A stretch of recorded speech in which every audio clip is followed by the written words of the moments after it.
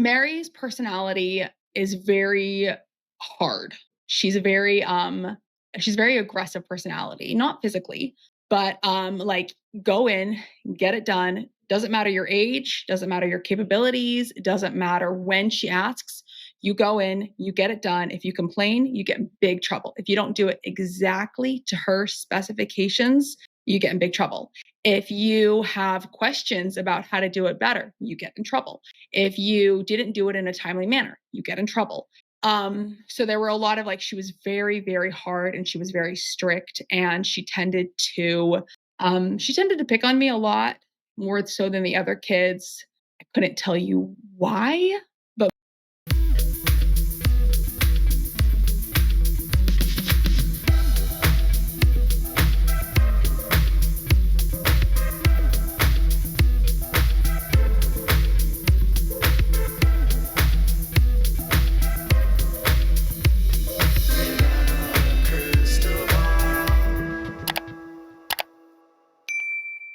Hey besties, welcome back to my channel. Mykelti Brown had an interview with Pop Psych, and she and Tony sat down and talked about all the things.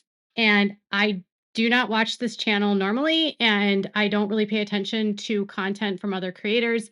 A bunch of you sent this to me, so I wanted to share it with you in case you've missed it. The channel Pop Psych. So Mykelti was asked questions.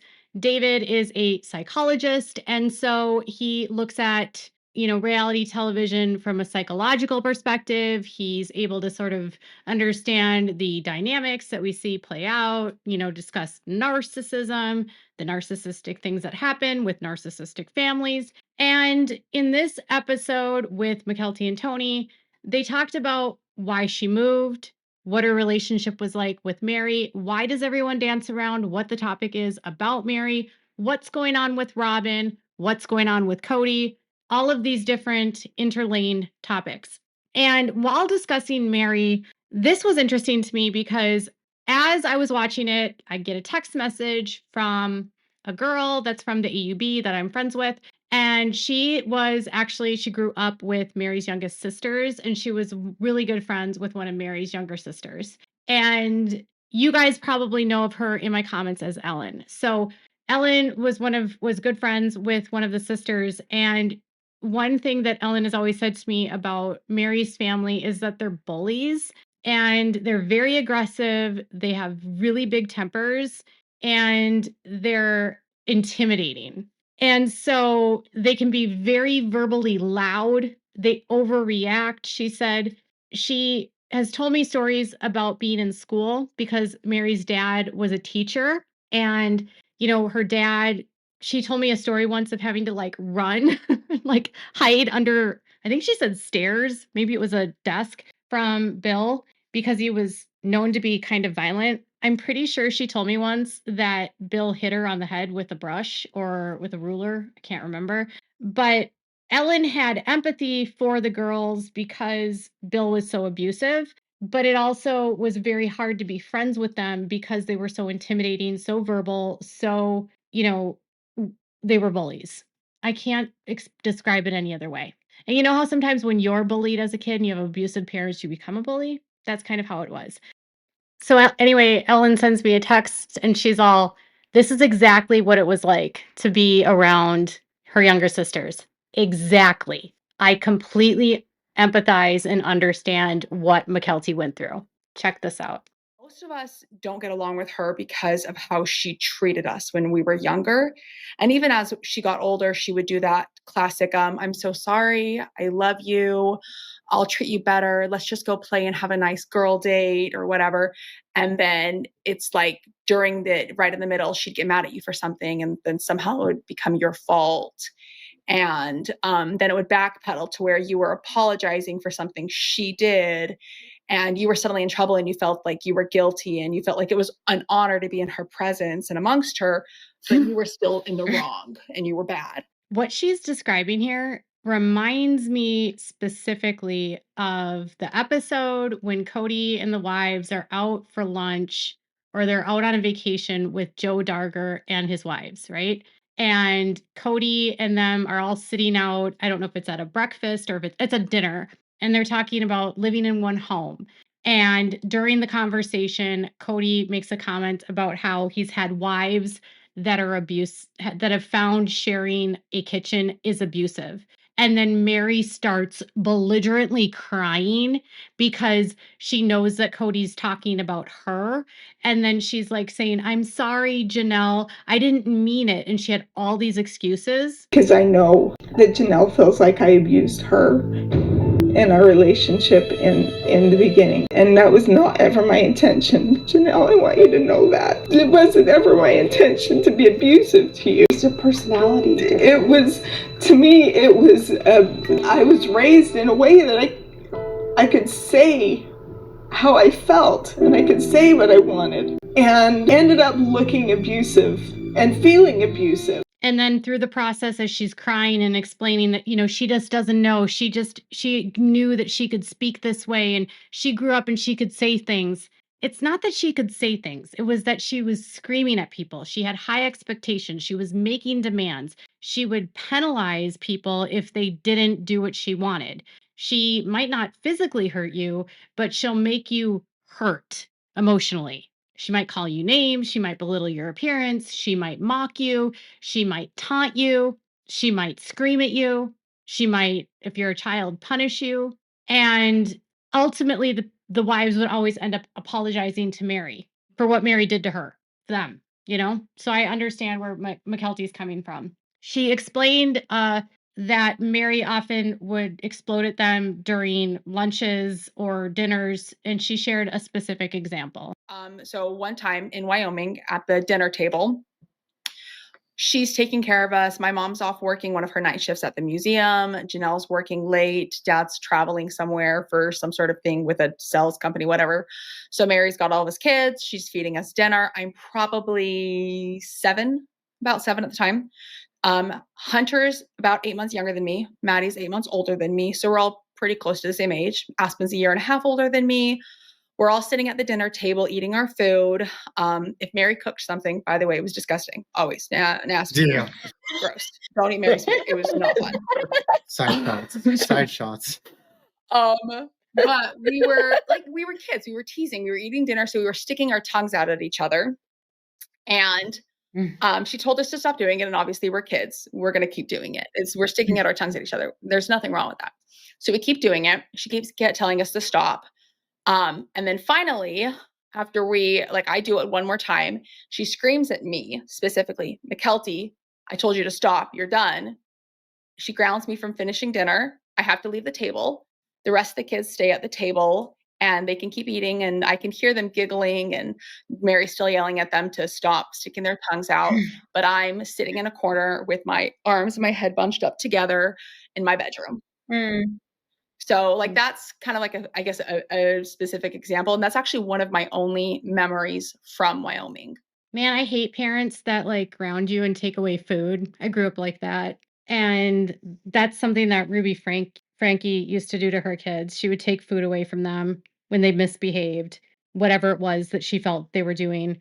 And taking food away from kids is a huge thing that they do in the FLDS and AUB. And I think even within the LDS, they use different tactics, different discipline tactics, like using food as a discipline. And that's just awful because then the kid goes to bed hungry and they're acting like a kid. And so, yeah, it's not the worst thing that you can do, but if it's over long periods of time and the kids are starving, like what Ruby Frankie did, I'm not saying Meri is like Ruby Frankie, but it's obviously one example of many. And I think that it's fair for the kids to not have a relationship with her. I think that it's fair for them to be able to call her abusive. I think it's fair for anyone that's experienced verbal abuse or punishments that don't fit the crime to say that's abusive. That's her right. And she did say that most of the kids don't have a relationship with Meri because of how she treated them. Some of them do, but not all. After that, she got into discussions about Robyn. And they asked why she stopped speaking with Robyn or what's been going on. And she said, it's not that we've cut each other off, we just aren't speaking. I think that's kind of, semantics at this point. But what she said about Robyn was that she didn't go into specifics about what happened at the funeral or what was the final straw. But it sounds like Cody and Robyn were using her and putting her in a position where she had to be the mediator with literally everyone. So no one wanted to talk to them. And so she had to be the go between for all of the siblings and Cody and Robyn. And she had to relay messages from Cody and Robyn to everyone. And Mykelti discussed that she is needed to distance herself from her because she doesn't know that she can trust her. She doesn't know that she wasn't being manipulated. And she's been learning about unhealthy dynamics within families where certain people will prey on vulnerable children to get in with the family. And it sounds like she's learning about narcissistic abuse. And it sounds like she's recognizing that Robyn is manipulative. So check this out. I don't know if she affected my relationship with her on purpose, like she targeted me when she joined the family so that she would have like a scapegoat or somebody on her side, or if it was just genuinely I needed help, or if I have a relationship with her because I was manipulated or not, or if I saw her as somebody that was picked on a lot and I wanted to make her feel welcome. How do I feel about what she did? And at the end of the day, I want to have a relationship with her, but I want to have it at a point where I know I can trust her. I know that she's not going to manipulate me. I know that I can trust that if I say something to her, she's not going to talk about it. But I also know at the end of the day, but I've also like tried to read up on just behavior stuff. And I saw that like oftentimes people will seek out somebody to reel them in kind of thing. But I think that the true reason why she gravitated towards me or why I gravitated towards her because she saw that I needed help. Honestly, something like hit me really hard when I was listening to her talk about this because she was discussing how she doesn't know if she can trust Robyn and if something that she says she'll talk about with someone else or she'll speak about, I'm guessing, on the show. But it made me realize something about why possibly there could be an issue with around Garrison. So when they had that whole fight over the text thread about the Christmas and doing the gift exchange, Robyn flipped out on everyone and everyone they yelled at everyone and told them they didn't want to have anything to do with them, and they made the kids feel terrible, and they said all these awful things about how they were abusive and they never accepted us, and Robyn was having a hissy fit, and they like ended the text thread over that Christmas. And then Garrison said that then later he got a text message from Mykelti, and Mykelti told him that Robyn and Cody didn't want to have Christmas with them and they were going to do Christmas by themselves and they weren't going to do it as a family and they were done with them. So Mykelti was being forced to deliver a message to them that was devastating to Garrison. And he said it hurt. I mean, he mentioned like, and then I got a text message from Mykelti that they weren't going to do this and they didn't want to be a part of the gift exchange and it hurt. Like Robyn was using her to deliver messages to hurt her siblings, which I'm assuming caused conflict between her and her siblings. And she spoke about that at length, where she said that a lot of the mediation that she had to do created conflict. Her family didn't appreciate it. Her siblings didn't appreciate it. Siblings got mad at her. She feels like she was maybe manipulated. And David did say to her, like, well, if she was there for you, why does it matter if she did it and manipulated you? And I think, bless his heart. I don't know that I know he's a psychologist, but maybe he just doesn't understand the dynamics. Maybe he doesn't know what it's like to be that vulnerable little girl. I don't know. But Robyn putting Mykelti in the middle of her conflicts to me is unforgivable. And if that created division between Mykelti and her siblings, it further isolated Mykelti from her family. And so that's a manipulation. And I think ultimately that's why Mykelti can't trust her.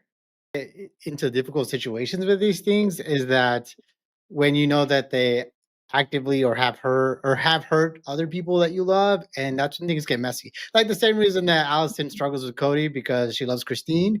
Like, well, that makes it a bit hard, when she thinks of like, oh, Robyn might have hurt people I love, but like my experience directly with her has always been pretty nice.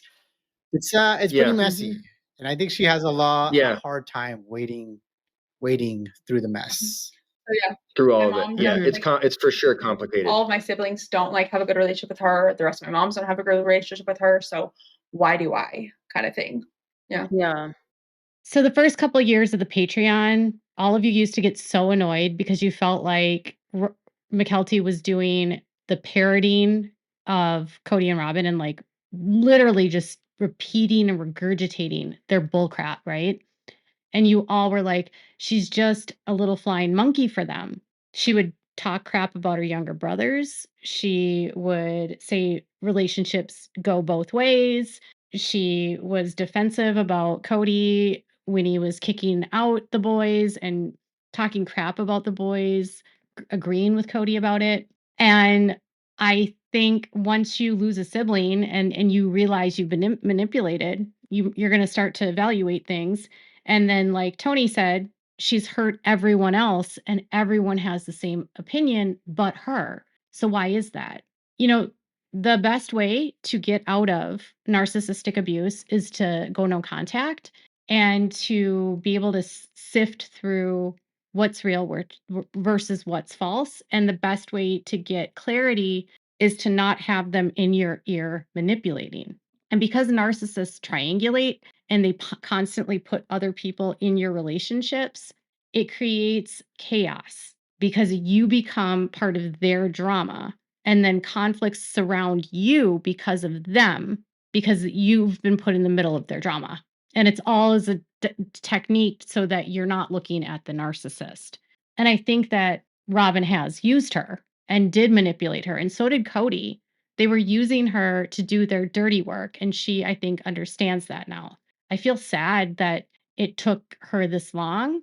And I think she's recognized the damage it's done. I mean, I didn't show you, you can see the whole video and the whole interview where she talks about the challenges of being the mediator and how much pain it caused her. My dad got angrier because he read comments and he started to listen to the voices. I think Robyn got quieter because she started to listen and hear the voices as well. Because in the first couple of seasons, she talks a lot. She's got more depth. She has more opinion. She actually says more than 2 words. She's lively. She's lively versus fun. like this most recent season, even like the last tell all. Robyn had like 2 words for everything that Suki asked. She'd have like a 2-word sentence every single time. And I think that's just because she realized every time she says anything, she gets attacked. So She gets equalized. Yeah. So she's she does the super bare guarded. minimum for the contract, and then she just stops. She's way guarded. Yeah. Well, it's good perspective. And Robyn's shy act is yet again another manipulation. Why? Because she's pretending like she doesn't care about affection. She's shy about affection because she's getting accused publicly of being the favorite because she was. She's acting like she's shy about the over the top love. She's acting like she's so hurt about everything that's fallen out with the family because publicly people are accusing her of dividing the family, causing division, and ultimately breaking things up. And so she's shielding herself from accountability by playing the victim and pretending she's shy now so that people forget that for all those seasons before, she was the one on top of Cody, groping him, kissing him, telling everyone that they should be able to kiss him and all of that. So it's just another act, another act.